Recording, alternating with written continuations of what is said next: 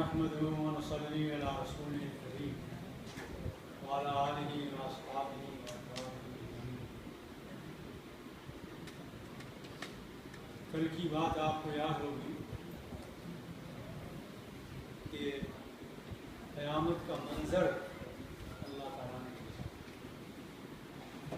ان آیتوں میں قیامت کے مناظر پیش کیے اور اس کے بعد یہ بات کہی گئی تھی کہ اللہ کے لیے کچھ مشکل نہیں. ایک چیخ ہوگی، ایک نفخہ صور ہوگا، تمام انسان زمین سے نکل کر میدان حشر میں جمع ہوں گے. جب جب نبیوں نے یہ بات کہی ہے ان کی مخاطب لوگوں نے انکار کیا. چنانچہ ایک واقعہ قرآن نے بیان کیا، تاریخ کا بہت معروف اور مشہور واقعہ ہے کہ امت مسلمہ کے گھر گھر کے کمار تھے. وہ یہ ہے کہ مصر میں ایک سرکش، ایک جبار قہار بادشاہ تھا. اس کے سامنے جب یہی عقیدہ پیش کیا گیا، موسیٰ علیہ السلام نے پیش کیا تو اس نے انکار کیا. تو رسولوں کی تکذیب کی سزا آخرت میں جو ملے گی وہ تو ملے گی، لیکن دنیا میں بھی ایسی قوموں پر عذاب آتا ہے. فرعون کی ہلاکت اور تباہی اور بربادی کا قرآن نے نقشہ کھینچا ہے، کس طرح وہ غرق کر دیا گیا اپنی فوج کے ساتھ، ذلت کی موت مرا. تو جس وقت موسیٰ علیہ السلام نے اس کو تلقین کی اور کہا، اللہ تعالیٰ کا حدیث موسیٰ کہ موسیٰ علیہ السلام کا واقعہ آپ لوگوں کے سامنے آیا ہے. اذ نادى ربه بالوادی المقدس طویٰ، جب طویٰ میں اللہ تعالیٰ نے اس کو پکڑا. مدین چلے گئے تھے یہ، یہاں مصر میں انہوں نے ایک منظر دیکھا تھا. منظر یہ تھا کہ اس زمانے میں مصر میں جو اسرائیلی تھے، بنی اسرائیل کے لوگ بے پناہ کمزور تھے، بے پناہ کمزور تھے. یعنی مسلمانوں کا جو حال آج ہے اس کے مقابلے میں اور زیادہ بے کسی اور بے بسی کا عالم تھا. اتنے کمزور تھے کہ تیسرے درجے کے، چوتھے درجے کے جو مزدوری کے کام ہیں، گائے پالنا، بھینس پالنا، جانور پالنا، ان کی غلازتیں اٹھانا، زمینوں کا کھودنا، تعمیرات کا کرنا، اس طرح کے مزدوری کے کام تھے. اور قبطی جب چاہتے تھے ان کو مار دیتے، ان کے قبضے میں تھے. بہت کمزور، بہت بے کسی کا حال. ایک دن موسیٰ علیہ السلام نکل کے جا رہے تھے مصر میں، انہوں نے دیکھا کہ ایک قبطی ہے وہ بری طرح بنی اسرائیل کے فرد کو مار رہا ہے. تو انہوں نے آگے بڑھ کر اسے بچانے کی کوشش کی. جب بچانے کی کوشش کی تو قبطی نے کہا کہ یہ تو بنی اسرائیل کا آدمی ہے. وہ آگے بڑھا کہ اس کا بھی کام تمام کرنا. موسیٰ علیہ السلام نے ایک گھوسا اس کے مارا. موسیٰ کا گھوسا تھا، کسی اور کا کام نہیں. وقضى ہے ایک ہی گھوسے میں اس کی جان نکل گئی. تو اس وقت موسیٰ علیہ السلام نے اللہ سے توبہ کی کہ میرا تو ارادہ یہ نہیں تھا کہ یہ مر جائے، یہ اتنا کمزور نکلا تو میں کیا کروں. تو وہاں ایک شخص نے اس سے کہا کہ یہ خبر پہنچ گئی ہے عدالت تک، اسمبلی تک، قومی اسمبلی تک پہنچ گئی خبر اور وہاں آپ کے قتل کے فیصلے ہو رہے ہیں. فخرج منها خائفا يترقب، موسیٰ علیہ السلام مصر سے نکل گئے، مدین پہنچے.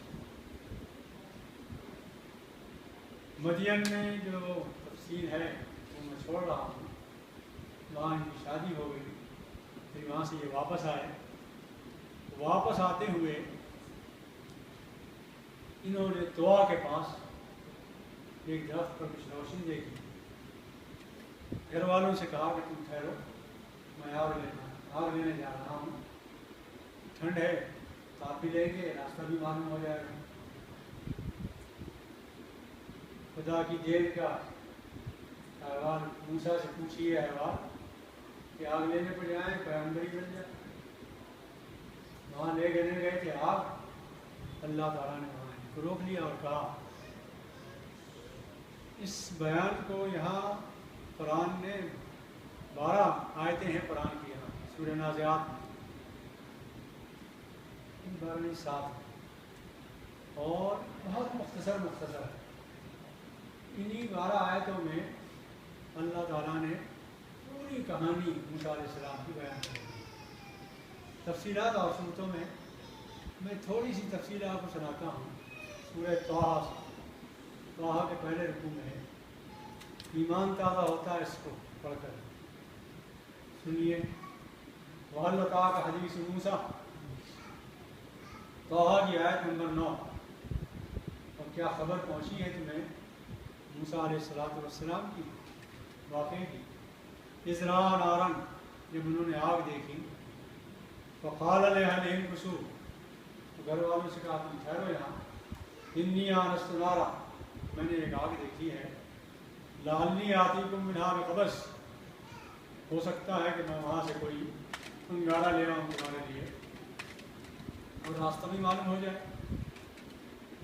فَلَمَّا أَتَاهَا نُودِيَ يَا مُوسَىٰ، جب طوا پر پہنچے موسیٰ علیہ السلام تو اللہ تعالیٰ کہتا ہے، آواز دی گئی موسیٰ، پکارا گیا موسیٰ.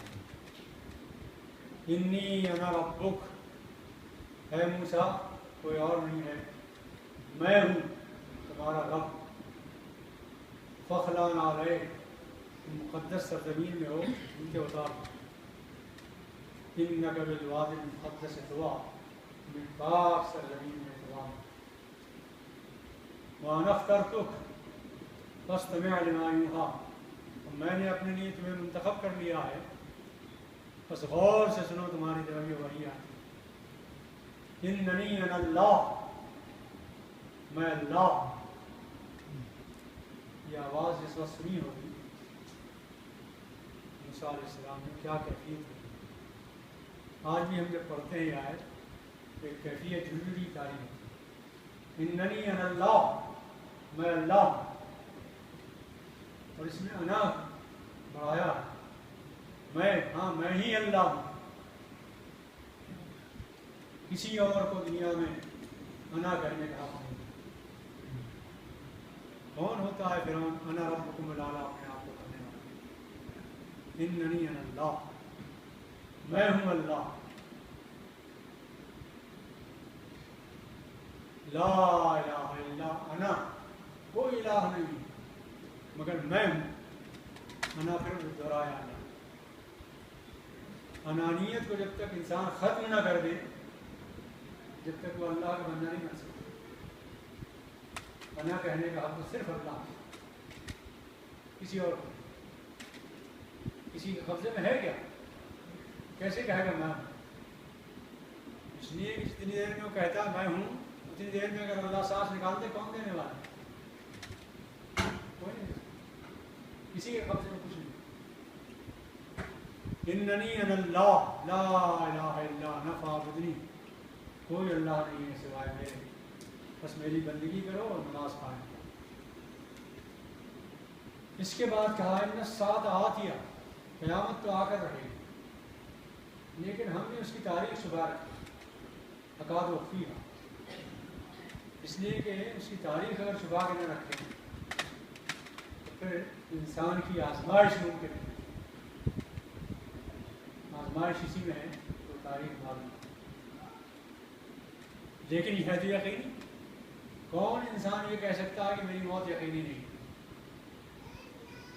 کوئی انسان ہے ایسا جو کہہ دے کہ میری موت نہیں آئے گی؟ کوئی نہیں کہہ سکتا. سب کی آئے، یقینی ہے ہر ایک کی موت. لیکن کیا تاریخ نہ معلوم ہونے سے موت کے یقینی ہونے میں کوئی شک ہے؟ تاریخ کسی چیز کی نہ معلوم ہو اس سے یقین پہ تو اثر نہیں پڑتا. موت تو یقینی ہے، تاریخ نہیں معلوم. آج بھی آ سکتی ہے، کل بھی آ سکتی ہے، 2 سال بھی چل سکتی ہے. تو کسی کی تاریخ معلوم نہ ہونے سے یقین کو کوئی اثر نہیں پڑتا. لِتُجْزَىٰ كُلُّ نَفْسٍ بِمَا كَسَبَتْ. تو اب ہم پڑھ رہے تھے سورہ نازعات. وہاں بہت مختصر جملوں میں بڑے مؤثر جملے ہیں. ایک ایک جملے میں پوری کہانی قرآن نے بیان کی، پورا مضمون بیان کیا. سنیے. حل اتاک حدیث موسیٰ، کیا موسیٰ کی خبر آپ کو پہنچ گئی؟ ان کو پکارا بالواد المقدس طویٰ میں ان کو اللہ تعالیٰ نے پکارا. اذهب الی فرعون انہ طغیٰ، جاؤ فرعون کی طرف، وہ بہت سرکش ہو گیا، اس کی طغیانی بہت بڑھ گئی. طغیانی جب بڑھتی ہے تو پہلے مقابلہ ہوتا ہے اللہ سے، بغاوت ہوتی ہے اللہ سے. پھر اللہ سے بغاوت پر اکتفا نہیں ہوتا، ذرا اقتدار ملتا ہے اور اللہ کا باغی بنتا ہے، پھر ظلم و ستم ڈھانے لگتا ہے. اقتدار ملتے ہی، قوت آتے ہی تو آدمی آپے میں نہیں رہتا، پھر بندوں پر ظلم کرنے لگتا ہے. چنانچہ تمام بنی اسرائیل پر مصر میں مظالم کیے جا رہے ہیں، تباہی مچائی جا رہی ہے، ہر طرح کا ظلم ہو رہا. مگر ایک بات یاد رکھنے کی ہے، جس وقت مصر میں بنی اسرائیل بہت کمزور تھے، 4تھے درجے کام کرتے تھے، کوئی وزن نہیں تھا، کوئی مقام نہیں تھا،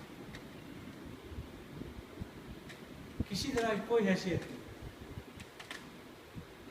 لیکن موسیٰ علیہ السلام حق لے کر آئے، پیغام لے کر آئے، اور انہوں نے پیغام فرعون کو سنایا تو پورے مصر میں کھلبلی مچ گئی. پورے مصر ڈر گیا، خوف طاری ہو گیا، اور ملأ اعلیٰ میں، اسمبلی میں، ان کے پارلیمنٹ میں ان کے گفتگو ہونے لگی. ان ھذان لساحران، مصر میں یہ 2 جادوگر آ گئے تھے، یریدان ان یخرجاکم من ارضکم. ان کی اسکیم یہ ہے، منصوبہ یہ ہے کہ مصر سے تمہیں نکال باہر کریں. وَيَذْهَبَا بِطَرِيقَتِكُمُ الْمُثْلَىٰ، اور اپنی آئیڈیل تہذیب یہ ہماری فرعونی تہذیب، اس کو یہ مٹا دینا چاہتے ہیں. تہذیبی جنگ ہے یہ 2 ساحر آ گئے. بہت بڑی طاقت بھی ہوگا خدا سے باغیوں کی. حق اگر سامنے آ جائے تو وہ باغی قوت، وہ اقتدار ان لوگوں سے نہیں ڈرتا جو حق لے کر آتے ہیں. وہ تو کمزور ہیں، بنی اسرائیل سے کمزور ہیں. ڈر اس حق سے رہے ہیں کہ حق آ رہا، اس لیے کہ وہ روشنی جب آئے گی تو اندھیرا ہٹ جائے گا، ختم ہو جائے گا. تو ڈر اس سے لگتا ہے. اس وقت بھی پوری دنیا میں تذکرہ ہے اسلام کا، اور ڈری ہوئی ہے دنیا اسلام سے کہ آ رہا ہے، اسلام کو پیغام آنے والا، مستقبل آنے والا ہے. ورنہ آپ کے پاس کیا ہے؟ میرے پاس نہ توپ ہے، نہ خنجر ہے، پھر بھی میرے دشمن پر ایسا روک تاری.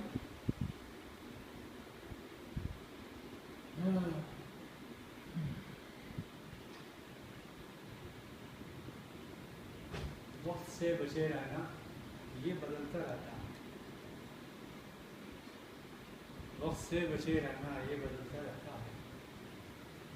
آج ہماری باری ہے، کل تمہاری.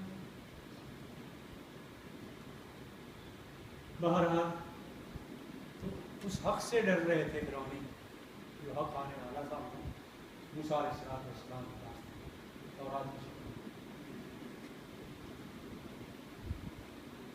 تو فقل هل لك إلى أن تزكى، موسیٰ علیہ السلام گئے فرعون کے پاس اور کہا کہ بظاہر تو نہیں معلوم ہوتا تم میری بات سنو گے، لیکن میں تم سے پوچھتا ہوں کہ کیا امکان ہے اس کا کہ تم اپنا تزکیہ کر لو اور ہمارا پیغام سن لو اور مان لو.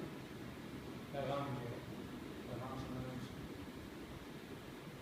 وَأَهْدِيَكَ إِلَىٰ رَبِّكَ فَتَخْشَىٰ، اور میں ہدایت کروں تمہیں تمہارے رب کی طرف اور تمہارے دل میں خشیت پیدا ہو. خشیت پیدا ہوتی ہے اللہ کے جلال سے، اللہ کے کارناموں سے، اللہ کی قدرت سے، اللہ کی عظمت سے. عذاب سے نہیں ہوتی، اللہ کے جلال، بزرگی اور عظمت سے.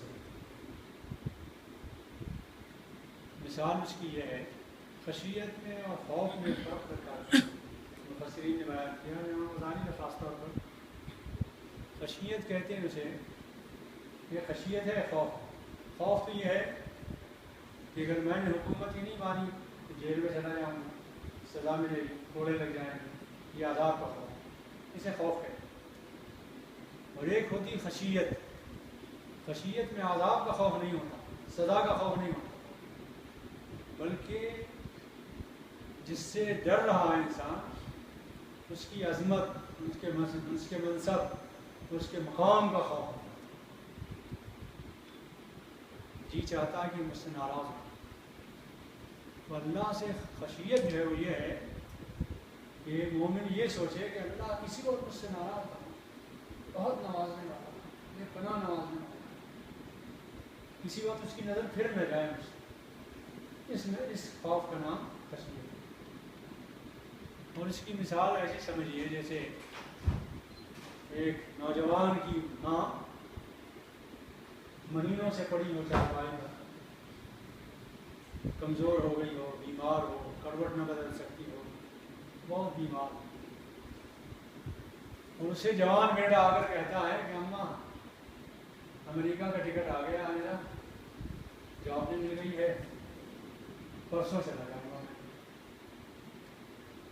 ماں لیٹے لیٹے کہتی جو کروڑ نہیں بدل سکتی، وہ کہتی ہے تو مجھے چھوڑ کے جائے گا؟ ہرگز نہیں جائے گا. اور وہ جوان بیٹا آنسو بہا کے کہتا ہے اماں اگر تم کہو کہ نہیں جاؤ تو نہیں جاؤں. یہ جو خوف ہے یہ اس کا نہیں ہے کہ ماں مارے گی، بیچاری اٹھ ہی نہیں سکتی. یہ خوف اس بات کا ہے کہ منصب اس کا اتنا بڑا ہے کہ اس کے قدموں میں میری جنت ہے، اگر یہ ناراض ہو گئی تو میری جنت چلی گئی. اس منصب کا خوف، اسے خشیت کہتے ہیں. تو اللہ کے رسول نے موسیٰ علیہ السلام نے اللہ کی قدرت، کرشمے، نوازشیں، عنایتیں سب بیان کی اور پھر اللہ سے ڈرایا اور کہا وَأَهْدِيَكَ إِلَىٰ رَبِّكَ فَتَخْشَىٰ. پھر کہا میرے پاس سند بھی ہے، فَأَرَاهُ الْآيَةَ الْكُبْرىٰ. پھر جو ان کے پاس معجزہ تھا وہ موسیٰ علیہ السلام نے پیش کیا، وہ لاٹھی والا. اس نے اس کے جواب میں کہا اَنَا رَبُّكُمُ الْأَعْلَىٰ. موسیٰ یہ تمہارا رب اعلیٰ کہاں سے آ گیا؟ اس مصر کا رب اعلیٰ تو میں ہوں، تم کہاں سے ڈھونڈ لائے؟ بس یہی بات ختم کرتے ہیں. کل انشاءاللہ اس ربُّكُمُ الْأَعْلَىٰ کی تفسیر کل انشاءاللہ کریں گے.